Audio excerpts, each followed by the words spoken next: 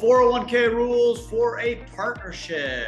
Hey everyone, Adam Bergman here, tax attorney and founder of IRA Financial. And today's AdBits, part 5 of a 5-part series on solo 401k rules. So if you've been following along with me, this is the final episode. We started all the way back with sole proprietors, went to single member LLCs.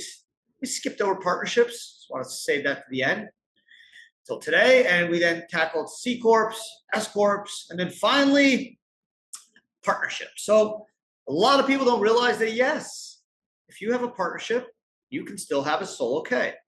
And a partnership means you have an entity, LLC, or an actual partnership, that you have 2 or more owners. So the difference between a single member LLC and an LLC with 2 or more owners is a single member LLC is treated as a disregarded entity for tax purposes, and an LLC with 2 or more owners is treated as a partnership.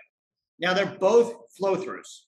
Okay, the only difference is a single member LLC files its taxes on a Schedule C, which is attached to the taxpayer's tax return, Form 1040.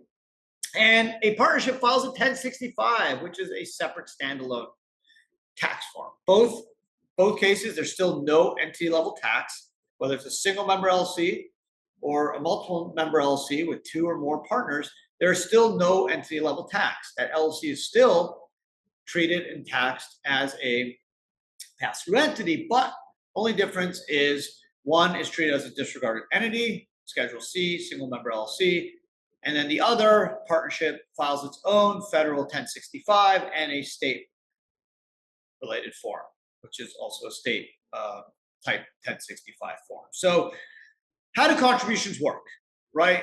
Does it work like a single member LLC where you can technically make your employee deferral contributions up until the 1040 is filed plus extension? Or is it like a C or S Corp where the employee deferrals need to be done by 12/31, kind of like a W-2?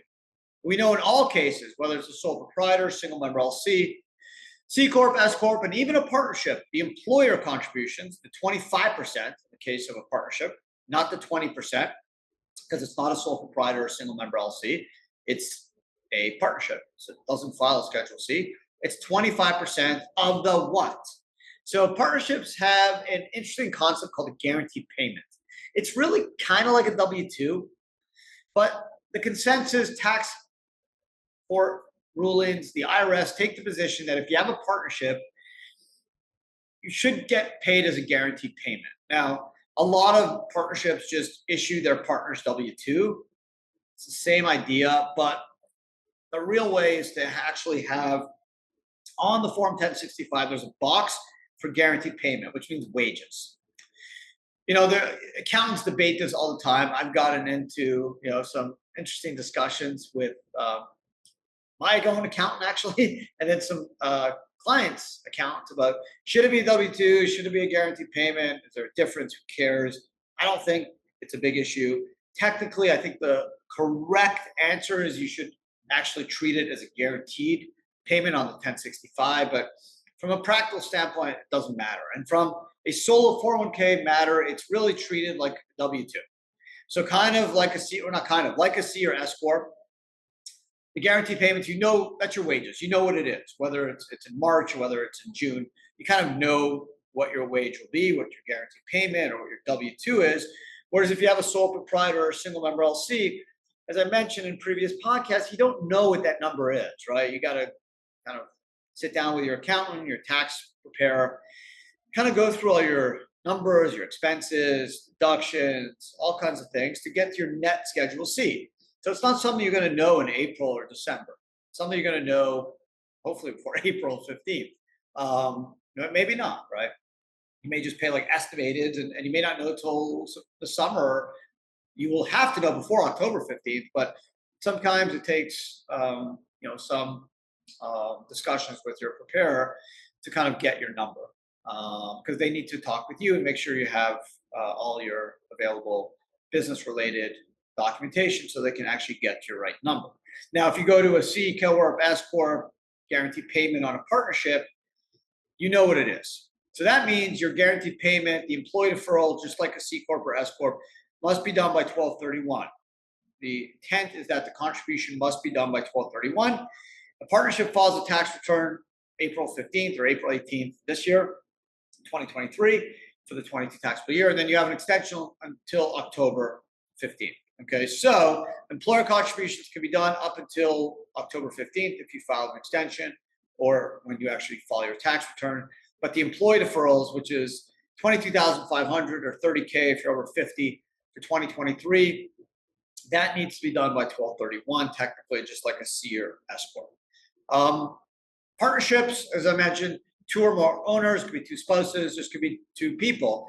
And as long as you have no non-owner employees, so no partners, no spouses of partners, that work more than 1,000 hours in a year or 3 consecutive years, 500 hours, you are still eligible for a solo K. So you can have instances where you have a partnership of 7 people, and maybe you have no non-owner employees. Maybe it's just spouses to kind of do the work. Could be a legal practice, accounting practice, dental, medical, architecture, actuarial, whatever it is, right? Maybe you have 3 owners and their spouses kind of work in the office. So you have no non-owner employees, right? And a spouse is not considered an employee.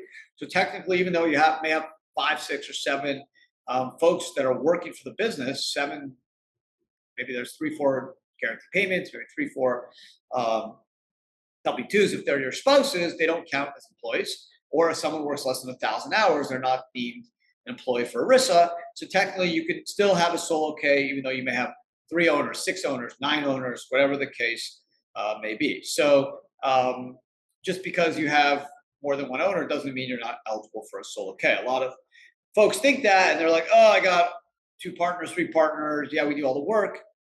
We have no employees. It's just us, but we have more than 1, so we're not a solo. No, the word solo K is not a term you'll find in the tax code. It's not a legal term. It just means a 401K for a plan for a business that does not have any employees full-time other than the owners of their spouses. So as I mentioned, you can have a situation where you have 50 partners, right? And maybe there's 1 person that does the work. Maybe it's a partner, maybe it's a spouse of a partner, or maybe it's 10 people like an ice cream shop that work less than 1,000 hours, right? So you have an ice cream shop in Maine and it's only open 3 months a year. You can have 2 owners, 3 owners, 4 owners, but maybe you have a couple kids that work in the summer. They all work less than 1,000 hours. So you technically can have a solo K, even though you have all these owners and these potential employees. Yes, you still give them a W-2, but because they work less than 1,000 hours, you're home free. Or maybe it's just husband and wife. The wife owns a business, the husband works. Because they're spouses, they're not deemed employees for risk. So the point is, partnerships, guaranteed payments treated like W-2. Employee deferral should be made by 12/31. Employer contributions, you have until the partnership return is filed, April 15th, plus extension all the way till October 15th. That's it. I hope you guys enjoyed this 5-part series. A lot of fun. Gotten a lot of great feedback. People are super happy that I broke it down per entity type, because I know it gets confusing and everyone's kind of focused on their type of business. So that's what I wanted to do, create this legacy where people can go back, whether it's a year or 2 years or 3 years, and I will update them, but the rules aren't going to change. The numbers may change, but you're still going to have to make the employee deferrals for W-2, whatever that amount is, by 12/31. So just wanted to break it down. Hope you guys enjoyed it. Hope it was helpful. That's it. Next week, we will start on something else, something new. Kind of move out of the solo K for a while, maybe do IRAs, real estate. I don't know, something fun. Don't worry, it's going to be great. So make sure to check it out next Tuesday. Otherwise, I hope you guys enjoyed today's episode. Really appreciate you guys spending some time with me today. That's it. Have an incredible rest of your day, and I'll see everyone again next Tuesday. Ciao. Take care.